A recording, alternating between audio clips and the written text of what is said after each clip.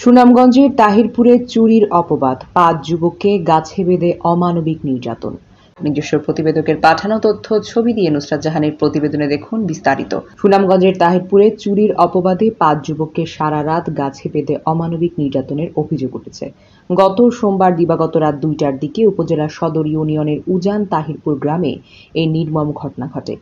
নির্যাতনের শিকার ব্যক্তিরা হলেন উপজেলার সদর ইউনিয়নের উজান তাহিরপুর গ্রামের গিয়াস উদ্দিনের ছেলে সাজউদ্দিন, বীর মুক্তিযোদ্ধা নুরুল হকের ছেলে সরওয়ার হোসেন, গোল আহমেদের ছেলে জয় হোসেন, সোবাহান মিয়ার ছেলে মশিবুর রহমান, সুহেল মিয়ার ছেলে ঔদুত মিয়া।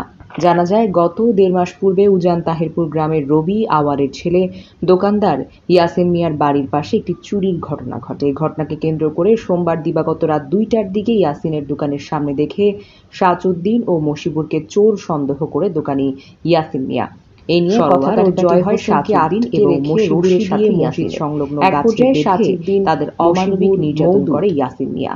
মঙ্গলবার ভোরে বিষয়টি জানাজানি হলে নির্যাতিত স্বজনরা উত্তেজিত হয়ে লাঠি সোঁটা নিয়ে ইয়াসিনের বাড়িতে যায় তাদের উদ্ধার করতে। পরে সংবাদ পেয়ে সেনা সদস্যরা ঘটনাস্থলে এসে পরিস্থিতিকে নিয়ন্ত্রণ করেন। এই সময় ইয়াসিন মিয়াকে সেনা সদস্যরা আটক করে থানায় নিয়ে আসে। এদিকে এই ঘটনাকে ঘিরে বিকালে তাহিরপুর সদর বাজারে বিচারের দাবিতে বিক্ষোভ মিছিল করেছে ভুক্তভোগী পরিবারের সদস্যরা। তাহিরপুর সদর ইউনিয়ন পরিষদ চেয়ারম্যান জুনাব আলী বলেন, ঘটনাটি অত্যন্ত অমানবিক।